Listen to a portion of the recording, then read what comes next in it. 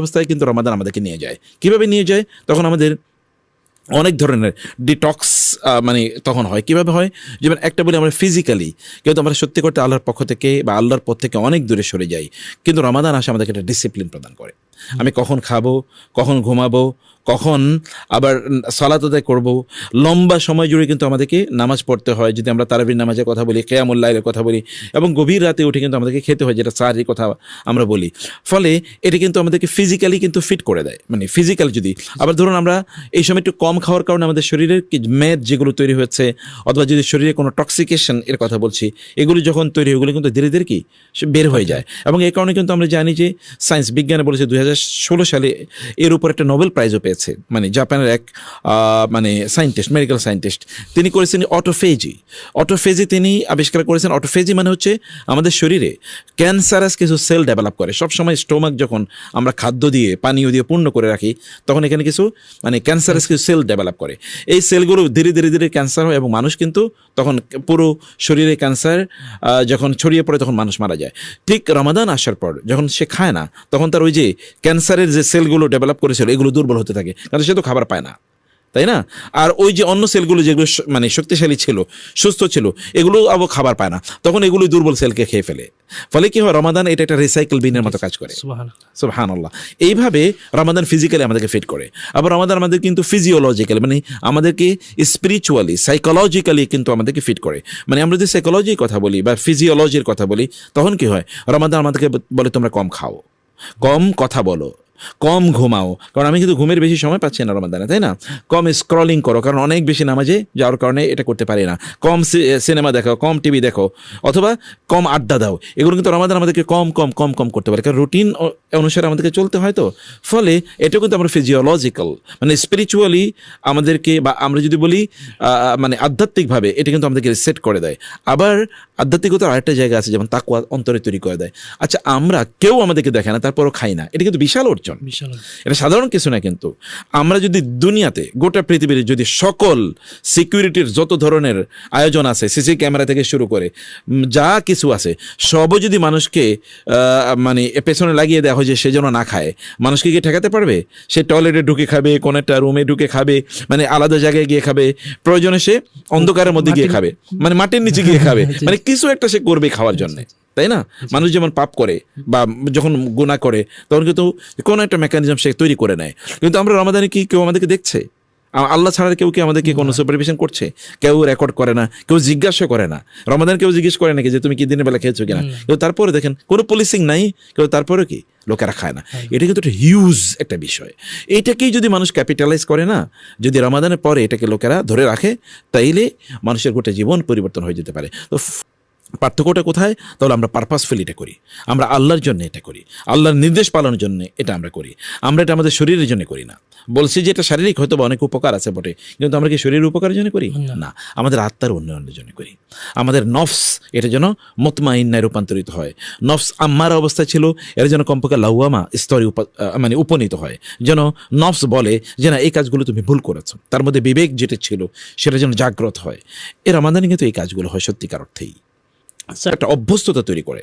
মানুষ যদি কোনো একটা জিনিস থেকে ইন্টেনশনালি সিদ্ধান্ত নিয়ে নিজকে কন্ট্রোল করে কোনো একটা জিনিস থেকে দূরে থাকতে পারে, তাহলে তার মধ্যে কিন্তু একটা ফ্রিডম তৈরি হয়, তখন তার মধ্যে একটা ক্যাপাসিটি তৈরি হয়, একটা পাওয়ার তৈরি হয় তার মধ্যে, যেটাকে বলে উইল পাওয়ার। তার মধ্যে কিন্তু এরকম একটা পাওয়ার তৈরি হয়। এই পাওয়ারটাই পরবর্তীতে তাকে অন্যান্য হারাম কাজ থেকে দূরে থাকার জন্য তাকে সাহায্য করে। ধরুন আমার কথা, আপনার কথা বলি, আমার কথা বলি, আমরা যদি সিদ্ধান্ত নিই যে আমি এই কাজটা করবো না, যেমন আমি ডেইলি মানে অপ্রয়োজনে ফেসবুক আমি টিপাবো না, বা ইউটিউব আমি টিপাবো না, অথবা ধরুন আমি পত্রপত্রিকা, অপ্রয়োজনীয় পত্রপত্রিকা পড়বো না, বা আমি টেলিভিশন দেখবো না, যদি আমি সিদ্ধান্ত নেই, এইরকম একটা সিদ্ধান্ত যদি আমি বাস্তবায়ন করতে পারি, তাহলে পরবর্তী সিদ্ধান্তগুলো কি আমার জন্য সহজ হয়ে যাবে, কারণ আমাদের তখন ক্যাপাসিটি তৈরি হয়েছে। কারণ অধিকাংশ লোকই তার নফসের দাস, তাই না? বরং আল্লাহ তাআলা বলেছেন যে ওই আফারাইতা মান ইত্তাখাযা ইলাহাহু হাওয়াহু, যে তার ইলাহকে মানে তার হাওয়াকে তার মনে যা চায় এটাকে তার ইলা বানিয়ে নিয়েছে। মানে এই সকল লোক হচ্ছে আসহাবুল হাওয়া, আসহাবুল ফিলিংস, তার হচ্ছে মনে যা চায় তা তারা করে। কিন্তু আপনি যখন মনটাকে নিয়ন্ত্রণ করার মতো একটা যোগ্যতা তৈরি করবেন, মন তুমি চেয়েছো আমি কিন্তু এটা করবো না, যেমন রমাদানে আমরা খাই না, খেতে কি মনে চায় না আমাদের? চায়। আমাদের কি পানি পান করতে মনে চায় না? চায়। আমাদেরকে হারাম কাজ করতে মনে চায়, কিন্তু তারপর আমরা করি না। এই যে মানুষের মধ্যে একটা ক্যাপাবিলিটি তৈরি করে দেয়া, একটা ডিটারমিনেশন তৈরি করে দেয়া, একটা ডিসিশন মেকিং বা তার মধ্যে আজম যেটাকে আমরা বলছি, এই যে তার মধ্যে এরকম একটা শক্তি তৈরি করে দেয়া, এই কাজটাই যদি লোকেরা বুঝে শুনে করে, তাহলে রমাদানের পরে অথবা রমাদানের অন্যান্য যত হারাম কাজ আছে সেগুলো থেকে সে বিরত থাকতে পারে। রাসূলুল্লাহ সাল্লাল্লাহু আলাইহি ওয়াসাল্লাম কিন্তু এই কারণে বলেছেন, রোজা কেবলমাত্র ওই যে বিখ্যাত সে হাদিসটি যে অনেক কাম মিন সাইমিন লাইসা লাহু মিন সিয়ামিহি ইল্লাল জু' ওয়া কাম মিন কাইমিন লাইসা লাহু মিন কিয়ামি ইল্লাল মানে ইল্লা সাহার, মানে এমন অনেক রোজাদার আছে তার রোজা থেকে সে কেবল খাদ্য এবং পানীয় থেকে বিরত থাকার কষ্ট ছাড়া কিছুই পায় না। এমন অনেক রাতে নামাজ পড়ার লোক আছে, এদের ওই রাতের নামাজ পড়া কেবলমাত্র ওই রাত জাগ্রত থাকা ছাড়া আর কোনো মানে তার কোনো বেনিফিট নাই, মানে অতটুকুই কেবল সে অর্জন করছে যে রাতে জায়গা রয়েছে আর কি।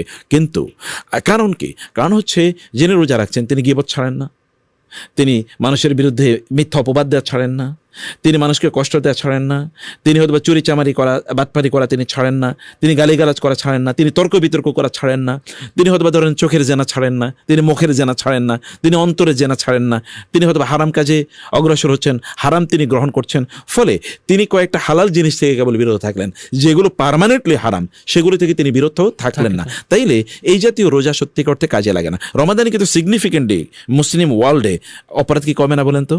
কমে, প্রচুর পরিমাণ কমে। যে সকল লোকের রমাদানের আগে খারাপ কাজ করতো অথবা কোনোদিন মসজিদমুখী হতো না, তা কিন্তু রমাদান মসজিদে যায় এবং আছে যে আমি রোজা রাখছি কিছু করতে পারবো না, তাই না, রোজা রাখছি আমি কিছু করতে পারি না।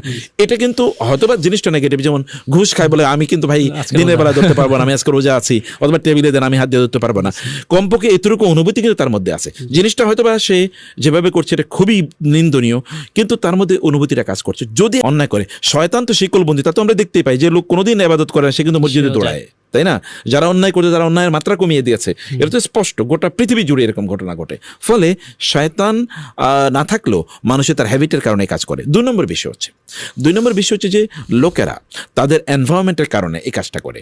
আমার পরিবেশটা, আমি সারাদিন বাসায় সিনেমা বাজাই, গান বাদ্য বাজাই, আমার বাসায় ডোল তবলা আমি বাজিয়ে রাখলাম, অথবা যেই পরিবেশে আমি যাই সেখানে ছেলে এবং মেয়ে সেখানে তাদের মানে অবাধ মেলামেশা আছে, মানে এরকম যদি কোনো একটা পরিবেশে যাই, তাহলে ওই পরিবেশ কি শয়তান না? পরিবেশে তো শয়তানের একটা পার্ট, পরিবেশ তো দাজ্জালের একটা পার্ট। অতএব আমরা এরকম একটা পরিবেশে থেকে তারপরে যে আমি বলি যে না আমি কোন একটা যেখানে ধরেন পতিতারা আছে সেখানে গিয়ে আমি বলি না আমি এখন আল্লাহর ওলি হয়ে যাব, তা তো সম্ভব না। কারণ আল্লাহ তাআলা আমাদেরকে বলেছেন আমরা যেন আমাদের পরিবেশ ঠিক করি, তাই না? আমাদের ঘরের পরিবেশ ঠিক করি, আমাদের বাইরের পরিবেশ ঠিক করি, এটাই তো আমর বিল মারুফ নাহি আনিল মুনকার। তো তাইলে এখানে হচ্ছে 2 নম্বর প্রবলেম এটা। 3 নম্বর প্রবলেম হচ্ছে আমাদের নফসটা তো আছে, ইন্না নাফসা লাআম্মারাতুম বিসসু, নফসটা কিন্তু মানুষকে খারাপ কাজে নির্দেশ প্রদান করে। অতএব এই নফসটা কিন্তু আমরা নিয়ন্ত্রণ করতে পারি, নফসটাকে আমরা আম্মারা থেকে লাউমা থেকে মুতমাইন্না স্তরে আমরা নিতে পারি না। তাইলে এইরকম কিছু প্রবলেম কিন্তু আছে। তাইলে আমাদের কি করতে হবে, কি মানে আমাদের কি করতে হবে? মূলত রমাদানের আগে আমাদের রমাদান শুরু করতে হবে। সেটা হচ্ছে ওই যে বললাম যেটা শাবান, আল্লাহ তাআলা আমাদের জন্য এরকম এনভায়রনমেন্ট তৈরি করার পর শয়তানকে বন্দী করে রাখলেন, জান্নাতের দরজা খুলে দিলেন। এরপরে যদি আমি জান্নাতে না যেতে পারি, দরজা খোলা, তাইলে এই দোষ কার? জাহান্নামের দরজা বন্ধ, আমি যদি দরজা ভেঙে জাহান্নামে প্রবেশ করি, এই দোষ কার? তখন সব দোষ কি শয়তানকে আমি দেখবো? শয়তান তো আমি আমার নিজের ওই যে বলেছি ভেতরে মিনি শয়তান আমরা তৈরি করেছি, এই মিনি শয়তান তখন আমাদেরকে কাজ করতে বাধ্য করে। আর আশপাশে তো আরো শয়তান আছেই, কারণ আল্লাহ তাআলা কিন্তু শয়তান বলতে কেবল জিনের শয়তানের কথা বলেন নাই, তিনি কি বলেন নাই মিনাল জিন্নাতি ওয়ান নাস। শয়তান কয় প্রকার? 2 প্রকার। মানুষের মধ্যে থেকে শয়তান আছে, শায়াতিনাল জিন্নি ওয়াল ইনসি ইউহুনা বা'দুহুম ইলা বা'দিন যুখরুফাল কওলি গুরুরা। আল্লাহ তাআলা কোরআনে বলেছেন শয়তান 2 প্রকার, একটা হলো মানুষ শয়তান, একটা হলো জিন শয়তান। তো মানুষ শয়তানগুলো তো আছে অলরেডি। তো আমরা এই কারণে আমাদের নিজেদেরকে পরিবর্তনের জন্য আগ থেকে যেটা বলেছি আমরা, ঠিক আছে এটাই করেন যে এই রমাদানে আমি একদিনও ফজর মিস করতে চাই না, আমি জামাতে গিয়ে ফজর আদায় করবো। সাইকোলজিতে বলে কেউ যদি 30 থেকে 33 দিন কোনো একটা কাজ একেবারে মানে মন থেকে করে, তাহলে এটা তার চরিত্র হয়ে যায়, হ্যাবিট হয়ে যায়। এরপরে আর তিনি কি ওটা তিনি কখনো ছাড়বেন না, এটা তার মানে চরিত্রের অংশ হয়ে যায় এই কাজটাই করতে পারলে। আর রমাদান তো আল্লাহ তাআলা এরকম 30 দিনের দিয়েছেন, সে কারণে আমরা বলবো যে স্মল টার্গেট নেন, ছোট ছোট টার্গেট নেন, কিন্তু এটা যে আপনি যেটা বলেন কন্টিনিউয়াসলি করেন, মানে করতে হবে কি continuity, consistency is the name of the game বলা হয়। যে কনসিস্টেন্সি, যারা যে কাজটা আপনি একটা কাজ ছোট করে করেছেন, যেমন একটা এক্সাম্পল বলি, প্রতিদিন তিনি যদি 10 আয়াত করে কোরআন পড়েন, অথবা প্রতিদিন তিনি যদি 10 মিনিট করে পড়েন, তাহলে মাস শেষে কত মিনিট? 300 মিনিট। বছর শেষে কত মিনিট? আপনি দেখেন বছর শেষে 36 এবার এবার কত হাজার ঘন্টা হয়ে যায়। দেখা যাবে যে তিনি যদি 1 বছর 10 মিনিট করে কোরআন পড়েন তাহলে দেখবে এটা প্রায় কয়েক দিনের সমান হয়ে যাবে, অথচ কয়েকদিন তার পক্ষে কিন্তু করা সম্ভব ছিল না। বলে যে আমি ইফতারের 1 ঘন্টা আগ থেকে কি আর ইন্টারনেট ব্যবহার করবো না, ইফতারি থেকে এরপরে রাতের 11টা পর্যন্ত করবো না, কারণ ফজর মানে মাগরিবের নামাজ আছে, এশা আছে, তারাবি আছে, এরপরে বাসায় আসবো। এরপরে ঘুমের কমপক্ষে আধা ঘন্টা আগ থেকে কি ডিভাইস ব্যবহার করা বন্ধ। কোনো অবস্থায় আমার বেডরুমে অর্থাৎ আমার বেডে বিছানায় ডিভাইস ব্যবহার চলবে না, এটা হারাম, নিষিদ্ধ। আমার বেডরুমে অথবা আমার বেডে মানে আমি যখন বিছানায় যাব ঘুমানোর জন্য তখন ডিভাইস নাই, কারণ তখন আমার কি আছে, তাসবিহ তাহলিল আছে, অনেক তাসবিহ তাহলিল আছে, সূরা মুলক আছে, সূরা সাজদা আছে, তারপরে সেখানে কি মানে আয়াতুল কুরসি আছে, সূরা বাকারার শেষে 2 আয়াত আছে, সেখানে কুল ইয়া আইয়ুহাল কাফিরুন আছে, কুল আউযু বিল ফালাক, কুল আউযু বিন নাস, কুল হুয়াল্লাহু আছে, মানে এরপরে সুবহানাল্লাহ আলহামদুলিল্লাহ আল্লাহু আকবার আছে, এরপরে ঘুমের দোয়া আছে, কত কিছু আছে। এগুলো তো আমার মানে মূল কাজ। এগুলো যদি রমাদানে আমি না করি তাহলে কবে করবো এই কাজ? তাইলে নির্ধারিত একেবারে টাইম ব্লক করতে হবে যে এই সময় কি ডিজিটাল ডিভাইস চলবে না। 2 নম্বর, নোটিফিকেশন অফ করে রাখতে হবে। অনেক ধরনের নোটিফিকেশন হাবি যাবে একেবারে যারা মানে আপনজন, যেমন মায়ের নোটিফিকেশনটা থাকবে, ফর এক্সাম্পল বাবার নোটিফিকেশনটা থাকবে, ওয়াইফের বা স্বামীর নোটিফিকেশন থাকবে, সন্তানেরা থাকবে, ভাই বোনদেরটা থাকলো, ফর এক্সাম্পল একেবারে, অথবা ধরুন অফিসের গুরুত্বপূর্ণ কোনো একটা থাকলো, কিন্তু অপ্রয়োজনে সব বন্ধু বান্ধবদের নোটিফিকেশন। আপনি 50টা গ্রুপে আছেন, এই 50টা গ্রুপে হাবি যাবি এখানে কি মানে পোস্ট হচ্ছে আর আপনার কি হচ্ছে, নোটিফিকেশন আসছে। এভরি নোটিফিকেশন ইজ ডিস্টার্বিং, তাই না? প্রত্যেকটা নোটিফিকেশন কি আপনাকে অ্যাটেনশন নষ্ট করে দিচ্ছে না? একবার অ্যাটেনশন যদি চলে যায় আবার অ্যাটেনশন আনার জন্য আধা ঘন্টা সময় লাগবে। তাহলে এইটা আমাদেরকে এরকম একটা কাজ করা লাগবে।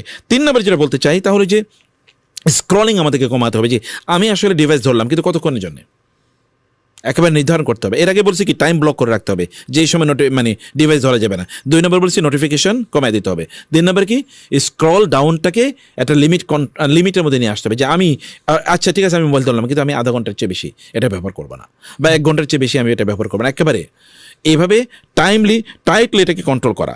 3 নম্বরের বিষয় হচ্ছে 4 নম্বরের বিষয় হচ্ছে যে আমরা আসলে সব কিছু মানে রিমুভ করতে পারবো না কিন্তু রিপ্লেস করতে পারবো। যেমন আমার নিজের অভ্যাস, তা আমি কি করি, আমি কিন্তু মোবাইল থেকে কোরআন পড়ি, মানে ওইখানে একটা অ্যাপস আমি ব্যবহার করি, অ্যাপস আমাকে বলে দিই যে তুমি আর আজকে এতটুকু পড়ার কথা ছিল তুমি পড়ো নাই, এইটার কারণে আমি অ্যাপসটা ব্যবহার করি। কিন্তু আমি বলবো যে রমাদানে আমি এটাও বন্ধ করে দেবো। মুসাফ নাই আছে কিনা, কোরআনের মুসাফ আছে না? মুসাফে আমার ব্যক্তিগত মুসাফে কিন্তু অনেক দাগ আছে, আমার নাম লেখা আছে, আমি সেখানে নোট নেই। এরকম মোসাফ সবাইকে বলে ব্যবহার করুন। মোসাফের উপর আপনার আঙ্গুলটা পড়ুক, কিয়ামতের দিনে মোসাফ আপনার পক্ষে গিয়ে বলবে আল্লাহ ওর আঙ্গুল আমার এখানে পড়েছে, এবং সে তখন আমার পক্ষে সাক্ষী দেবে কিয়ামতের দিন। এরকম কিছু আমাদের স্মৃতি থাকুক না আমাদের মোসাফের উপর, আমাদের আঙ্গুল থাকুক না। আমি ছোটবেলা দেখেছি আমার মা যে কোরআন পড়তো ওটা পাতাগুলো ছিঁড়ে গেছে, এবং আমার নিজেরও স্মৃতি আছে, মানে কোরআনের পাতা উল্টাইতে ওই পাতাগুলো ছিঁড়ে গেছিল। কিন্তু এই স্মৃতি এখন আমাদের কারো নাই, আমি জানি না, আমার ব্যক্তিগত নাই এখন আর। কিন্তু তো এই স্মৃতি কোথায় থাকবে? পাতা উল্টাইতে আমার বোনদের দেখেছি যে বোনদের ওদের প্রত্যেকের মানে কোরআনের পাতা কিন্তু সব ছিঁড়া ছিল, মানে উল্টাইতে ওই যেখান থেকে উল্টাইতে ওই পাতাটা ছিঁড়া ছিল, অতটুকু ছিঁড়ে যেত, অতটুকু কালো হয়ে যেত। কিন্তু এইটা তো আমার পক্ষে এটা কেমন দিন দাঁড়াবে। তো বলছি এরকম একটা রিপ্লেসমেন্টে যদি আমরা যেতে পারি এটাও আমাদের জন্য অনেক বড় ধরনের কাজে লাগবে। আর ডোপামিন ফাস্টিংয়ের কথা বলি, কারণ আমরা যখন ডিভাইসের দিকে যাই তখন কিন্তু আমাদের প্রচুর পরিমাণ ডোপামিন রিলিজ হয়। তখন বলে তুমি আরেকটু ইউটিউব দেখো, আরেকটা রিলস দেখো, আরেকটা শর্ট দেখো। আমি বলবো রমাদানে আমাদের রিলস অ্যান্ড শর্টসের যেগুলো আনইসলামিক এগুলো একেবারে বন্ধ করে দেয়া, কারণ এগুলো তো কিন্তু এখন কি আছে, এর বিভিন্ন ধরনের অ্যাপস আছে, এই অ্যাপস দিয়ে আপনি হারাম কোনো জিনিস যেন আপনার কাছে না আসে এগুলোকে ব্লক করে দেওয়া যায়। এই ব্লকিংয়ের কাছে যদি আমরা যেতে পারি তাহলে এটা আমাদের জন্য এটা বড় ধরনের কাজে লাগবে ইনশাআল্লাহ। আর এই জায়গায় মানে যত বেশি আমরা কোরআনের সাথে সম্পর্ক রাখতে পারি, একটু সালাত আদায় করতে পারি, তাসবিহ তাহলিলটাকে আমাদের জিহ্বার মধ্যে রাখতে পারি, তাইলে আশা করছি যে ডিজিটাল টক্সিং থেকে আমরা তখন নিজেকে রক্ষা করতে পারবো। এর পাশাপাশি চোখকে যত নিয়ন্ত্রণ করা যায়, আল্লাহর কসম করে বলছি, কোনো মুসলিম যদি তার চোখকে নিয়ন্ত্রণ করতে পারে তাহলে তার অন্তরে ঈমান ঢুকবে।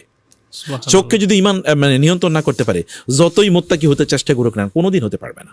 কুল লিল মুমিনিনা ইয়াগুদ্দু মিন আবসারিহিম ওয়া ইয়াহফাযু ফুরুজাহুম যালিকা আযকা লাহুম ওয়া কুল লিল মুমিনাতি ইয়াগুদ্দুনা মিন আবসারিহিন্না ওয়া ইয়াহফাযনা ফুরুজাহুন্না। আল্লাহ তাআলা বলেছেন মুমিনরা, ঈমানদাররা তারা যদি তাসকিয়া পবিত্রতা অর্জন করতে চায়, অন্তরের পবিত্রতা, তাহলে চোখকে নিয়ন্ত্রণ করা ছাড়া কোনো উপায় নাই। চোখকে নিয়ন্ত্রণ করাই লাগবে। রমাদানের চোখটাকে নিয়ন্ত্রণ করি, অর্ধেক কাজ এমনি হয়ে যাবে ইনশাআল্লাহ।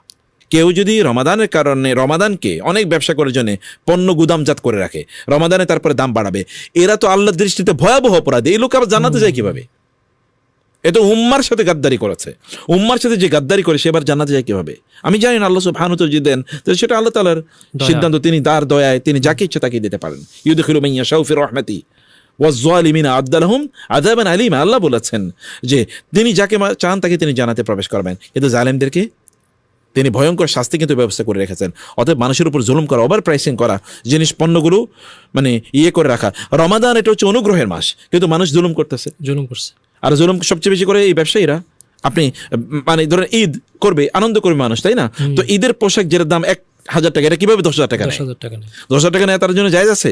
না। কোনোভাবেই জায়েজ নাই। তাহলে সে হারাম ব্যবসা করছে। সে বলে আমি তো চাইয়ে নিছি। ভাই আপনি চাইয়ে নিছেন, আপনি যার কাছ থেকে নিয়েছেন তাকে যদি আপনি বলতেন যে এর দাম 1,000 টাকা মূলত, সে কি আপনাকে 10,000 টাকা দিত? না, দিত না। জীবনও দিত না। অথবা আপনি নিজে যদি হতেন তাহলে কি আপনি 10,000 টাকা দিয়ে কিনতেন? তাহলে তো আপনি ধোঁকাবাজি করেছেন। এবং সেই দিন মাথায় টুপি দিয়ে আপনি রোজা রেখে আপনি বলেন যে না ভাই এত দামি দিতে পারবো না, তার চেয়ে বেশি কেন আছে, এটা মিথ্যা কথা হয় না? আর মিথ্যা কথা বলার কারণে কি হয়? মানে ওয়ালা ইয়াজালুন নাসু, মানে রাসূল বলেছেন ইয়াকযিবু ওয়া ইয়াতাহাররাল কাযিবা হাত্তা ইউকতাবা ইনদাল্লাহি কাযযাবান। এক ব্যক্তি মিথ্যা বলতেই থাকে, মিথ্যা বলার জন্য আরো ছল চাতুরি খুঁজতে থাকে, এবং এর মাধ্যমে ওই ব্যক্তি আল্লাহর কাছে একজন মিথ্যাবাদী হিসেবে কি লিখিত হয়ে যায়। আর মিথ্যাবাদী কি? আল্লাহু ইয়াশহাদু ইন্নাল মুনাফিকিনা লাকাযিবুন। মিথ্যাবাদী তো মুনাফিক। অতএব এই যে রমাদানে আমরা বলবো যে তারা যেন অনেস্টের সাথে তাদের ব্যবসাগুলো করেন, অনেস্টের সাথে। 4 নম্বরে রমাদানে তাদের যে মৌলিক আবাদতগুলো, এই আবাদতগুলো যেন তারা ঠিক রাখেন। আমি কোথায় যাবো আর ব্যবসা কোথায় যাবে? যদি আমি রমাদানের শেষে মারা যাই তখন কি হবে? তখন কি? হতে পারে না, মারা কি যেতে পারে না মানুষ? যেতে তো পারে। তো রমাদানের শেষে যখন মারা যাবেন তখন আপনি করবেন কি? তখন আপনি কবরে গিয়ে বলবেন হা ব্যবসা যদি না করতাম, আমি যদি এটা করতাম। ব্যবসা করা হারাম না বলছি আমরা, কিন্তু নিয়ন্ত্রণ করেন, নিজকে নিয়ন্ত্রণ করেন, নিজকে নিয়ন্ত্রণ করেন। গোটা পৃথিবী জুড়ে ইহুদি এবং খ্রিস্টানরা দেখবেন, খ্রিস্টানদের খ্রিসমাসে সব পণ্যের কি দাম কমে ব্যাপক যায়। ডিসকাউন্ট, হিউজ দাম কমে যায়, হিউজ দাম কমে যায়। আর এমন একটা জাতি, বিশেষ করে আমাদের এই বাঙালি মুসলমান জাতি, এইরকম একটা জাতি রমজান আইলে দাম বাড়ায়। দাম বাড়ায় দেয়। আপনি তো আরব বিশ্বেও যান, তাহলে দেখবেন রমাদানে মানে চারিদিকে বন্যা বড়িয়ে দেয় লোকেরা, চ্যারিটির দান সাদাকা কি পরিমাণ, মানে দিতেই থাকে, আর এরা দাম বাড়িয়ে দেয়। এটা একটা খুবই নিন্দনীয় একটা প্রবণতা। এই প্রবণতা ইহুদি খ্রিস্টানদের মানে কাছে আমাদেরকে মানে নিন্দার পাত্র বানিয়েছে। এমনি তো রমাদানে কি, আমাদের যেমন বাংলাদেশের কথা বলি, রমাদানে কিন্তু অর্থনীতি প্রায় 50% অর্থনৈতিক কার্যকলাপ রমাদানে। মানে পুরো বাংলাদেশে এক বছরে যত ধরনের ব্যবসা বাণিজ্য হয়, শুধু রমাদানে হয় তার 50%। এরপর আবার কোরবানি ঈদে হয় প্রায় 20%। তো আল্লাহর পক্ষ থেকে এটা ব্লেসিং, রহমত। তাহলে এটাকে আমরা আল্লাহর পক্ষ থেকে মানে আমরা কেন এটা আয়াত সুবহানাল্লাহ, এটা বিশাল। কারণ কোরআনের একই বক্তব্য কি বারবার এসছে না? বারবার আসছে। তাওহীদের কথাই বারবার এসছে, রিসালাতের কথা বারবার এসছে, জান্নাতের কথা বারবার, জাহান্নামের কথা বারবার, জালিমদের কথা বারবার, নবীদের কথা, এক নবীদের কথা শতবার এসছে, তাই না? একই কথা বারবার, সলাতের কথা বারবার, যাকাতের কথা বারবার, এই যে মানে সত্যবাদের কথা বারবার, জুলুম যেন না করি, শিরক যেন না করি, কুফরি যেন না করি, বেদাত যেন না করি, একই কথা বারবার এসছে। ফলে 350 আয়াত যদি মানুষ বুঝে তাহলে প্রায় পুরো কোরআন সে বুঝে যায়। সে কারণে আমরা বলবো যে এইটুকু কমপক্ষে বোঝার চেষ্টা করুন। 3 নাম্বার তাহলে যে ধরেন যে আমি ওই যে যেটা বললাম মধ্যখানে, যে ঠিক আছে আমি একটা শিক্ষা বাস্তবায়ন করব, কোরআন এই শিক্ষাটা আমি পাইছি, এই শিক্ষাটা আজকে বাস্তবায়ন করবো, আগামীকালই শিক্ষা। এরপরে 30 দিনে যদি 30টা শিক্ষা নেই, তারপরে আর শিক্ষা খুঁজে পাওয়া যাবে না খুব বেশি, তাই না? মানে মূল জিনিসগুলো তো চলে আসবে যদি আমরা যেগুলো বললাম, মূল জিনিসগুলো চলে আসে। তাইলে আমরা আচ্ছা ঠিক আছে 30 দিনে 30টা পারবো না, অন্তত আপনি 10টা করেন, 15টা করেন, আচ্ছা না পারেন একটা করেন। যে যেমন আমি শুকর ছাড়বো না, সবসময় আল্লাহর কৃতজ্ঞতা আদায় করবো, সে তো আল্লাহর ওলি হয়ে যাবে কেউ যেটা করে। কোরআন যে কোনো একটা জিনিস যদি ধরে তাহলে সে হেদায়েত পেয়ে যাবে ইনশাআল্লাহ। সে কারণে আমরা বলবো যে এই বাস্তবায়নের আমাদের মানে হওয়া দরকার, এই দিকে যেন আমরা থাকি। এবং চতুর্থত যেটা আমরা বলবো যে এটাকে বড় ভলিউমে না নিয়ে ছোট ছোট, ঠিক আছে আপনার কোরআন